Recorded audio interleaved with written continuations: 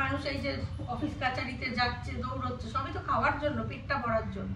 Good morning Kolkata ক্যাম্পাসের আবার একটা নতুন ব্লগে তোমাদের সকলকে স্বাগত জানাই। সকাল থেকে মুডটা ভীষণ অফ ছিল, কারণ ওয়েদারটা ভীষণ অফ ছিল। এখন একটু একটু রোদ উঠছে। আর এই দেখো এখানে আমার 3টে ফুল ফুটেছে, দেখেছো? পিটুনিয়া। একজন বলেছো এপ্রিল মাস অব্দি এটা ফোটে, তাই জন্য আমি এটাকে দেখছি যে হ্যাঁ সত্যি ফুটছে। এখানেও দুটো ফুটেছিল, এখন আমার দেখছি নেই, পড়ে গেছে। ছোট ছোট হচ্ছে ফুলগুলো, এটা একটু মনে হচ্ছে অপুষ্ট এনেছে। যাই হোক, এই ফুলটা বেশ সুন্দর ফুটছে এখনো, এটা ভালো লাগছে বেশ, তাই না? সকালবেলা না ওয়েদার দেখে আমি কাজটা সাহস পাচ্ছিলাম না, কিন্তু এখন দেখলাম ওয়েদারটা ভালো হয়েছে, কাজটা যাতে নিয়ে যে রান্নাঘরে আমার মা দেখেই যাচ্ছে মোবাইল, যে যার কাজ নিয়ে ব্যস্ত আছে। গ্যাস এসে গেছে, সব থেকে বড় কথা। আমার গ্যাস সকালবেলাই এসে গেছে, কিন্তু আজকে সকালবেলা বলা যায় না, 10টার পরে এসছে বলে আমার কাজও সে দেরিতে শুরু করতে হয়েছে। ভাত হয়ে গেছে, গজার মাংস হয়েছে, এইটুকুনি হয়েছে আজকে, আর কিছুই করতে পারিনি এখনো। আর মাংস চিকেন করব আজকে। এই যে চিকেন ধুয়ে রেখেছি, চন্দন চিকেন খাবে, মা তো চিকেন খাই না, মা আর আমি। আজকে ভাবছি একটু সোমবার সকলেই দেখি নিরামিষ খায়, আমি এক আমিষ খাই, তো ওই জন্য ভাবছি খুব একটা অকেশান পড়ে গেল বা কিছু পড়ে গেল সেটা বাদ দিলে চেষ্টা করব সোমবারগুলো একটু সেদ্ধ ভাত মাঝে সাঝে একটু খাওয়া উচিত। রেগুলার বেসিসে না তোমার অত মাছ মাংস মধ্যে থাকা না থাকলেও চলে আর কি, একটা দিন উপোস করা উচিত বলে মাসে, কিন্তু আমরা তো উপোসটা সেই অর্থে আমি করতে এখন সাহস পাই না, মানে কোনো অকেশন না পড়লে। যেমন শিবরাত্রির দিন করেছিলাম এরকম আর কি, কিন্তু এখন এরকম উপোস আর করি না। উপোস করবো না, কিন্তু একটু সেদ্ধ ভাত খাবো আজকে, এটা একটা ইচ্ছা আছে, জানি না শেষ অবধি কি করতে পারবো। চন্দনবাবুকে একটু করে দিই চিকেন, কালকে তো আবার মঙ্গলবার, নিরামিষ এমনিই খাবে, দুদিন ধরে খেলে আবার চাপ হয়ে যাবে, তাই না বলো? দুদিন ধরে নিরামিষ খেলে একটু চাপ হয়ে যাবে। হ্যাঁ, খুব চাপ। আজকে বলেছে পাতলা ঝোল খাবে, পাতলা ঝোল খেলে বেশি মশলার চাপ থাকে না, তো তাড়াতাড়ি হয়ে যাবে।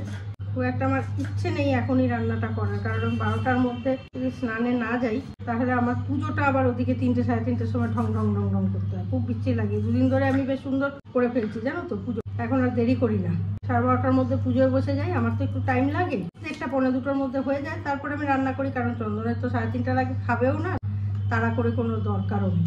চিকেন তো চিকেনের তো আর 1.5 ঘন্টা লাগবে না, মাংস চিকেনটা যেন আমার কাছে মাংসই নয়, কি বলবে বলো।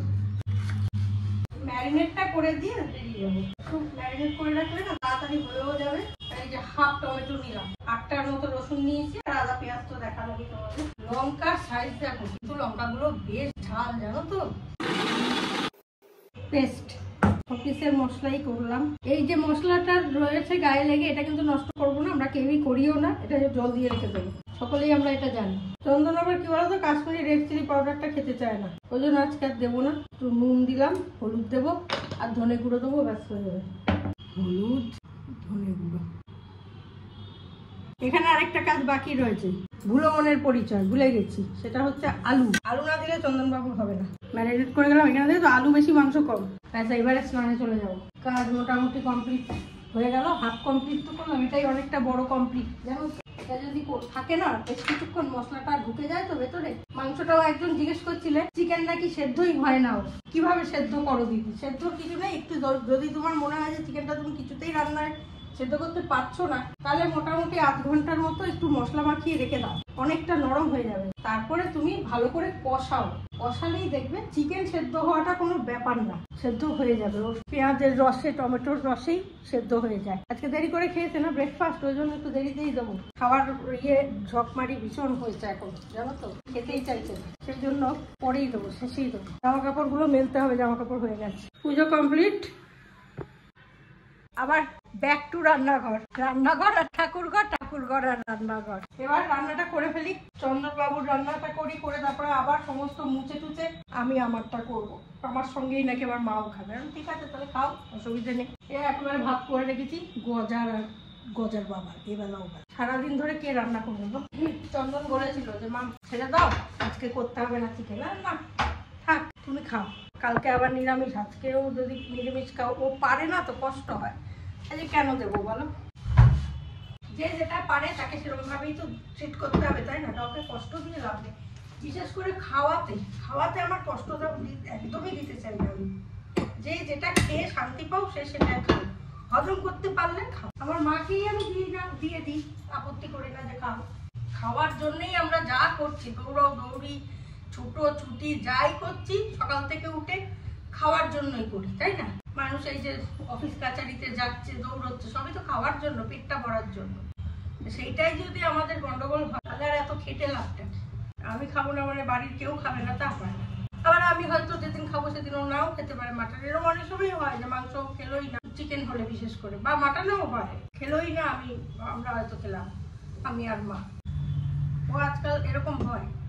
বা মা হয়তো, আমরা দেখেও থাকবে তোমরা আমাদের মেনুতে, আমাদের জন্য হয়তো আমার আর মার জন্য 3-4 রকমের মেনু হয়ে গেছে, ও শুধু একটু মাছ ভাজা ডাল দিয়ে খেয়ে নিল, ওগুলো খায় না। তাই আমি খাবো না বলে কেউ খাবে না, সব নিতে চাইবে। ও মা, এ দেখো কোথায় কোথায় যে কখন কখন নিদ্রা যাচ্ছেন না বোঝা যাচ্ছে। মা যেহেতু এখানে এসে বসেছে, এই যে মা বসে আছে, ও সেজন্য এইখানে বসে আছে। চিন্তা করতে পারো কোন কোন ঘর যে কখন কখন গিয়ে নিদ্রা যাচ্ছে ঈশ্বরই জানে। যাই হোক, আমার কুমড়ো এনেছে, কুমড়ো সিদ্ধ, আলু সেদ্ধ, ঢেঁড়স সেদ্ধ দিয়ে ভাত খাবো। মা তুমি আমার সাথে খাবে তো?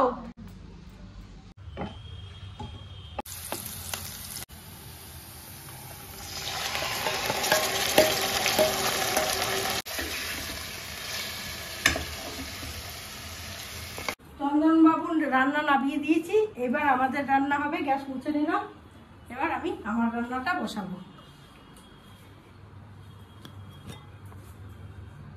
আর এখানে দেখো সব কেটে নিয়েছি, আমাদের যে সেদ্ধ বসাবো সেটা। চন্দনকে আর মাকে খাইয়ে দিয়েছি। মাকে বললাম যে তুমি একটু ঝোল আলু দিয়ে খেয়ে নাও আপাতত, কারণ আমার দেরি হবে গো এটা হতে। এই হলো কাজে হতে দেরি হবে, এত সব গুছিয়ে পরিষ্কার করে করা তো, মার অতক্ষণ বসে থাকাটা ঠিক না। মাছ ছিল, একটু মাছ করে দিলাম, বললাম তুমি খেয়ে নাও। আমি তারপরে মুছে মাছে আমারটা করলাম। এই আমারটা শেষ হলো, এবার আমি খাবো। এই যে সব সেদ্ধ দিয়ে ভাত, ঘি দিয়ে খেতে কিন্তু বেশ ভালো লাগে।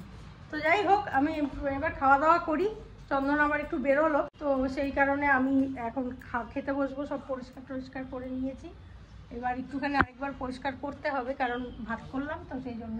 ভিডিওটা এখানেই শেষ করে দিচ্ছি আজকে। খাওয়ার পরে আর ইচ্ছে করবে না কথা বলতে, ঘুম পাবে। তো যদি ভালো লাগে আজকের ভিডিও, লাইক শেয়ার কমেন্ট করো। নেক্সট ব্লগ দিয়ে আবারও আসছি, ততক্ষণের জন্য সঙ্গে রাখো, দেখতে থাকো কলকাতা ক্যানভাস। না বলে এসেছে তা বলে ভেবো না, না বলে বিদায় নেব। চলে যাই যদি যেন হয় নদী, সাগরে হারিয়ে যাব। চলো টাটা।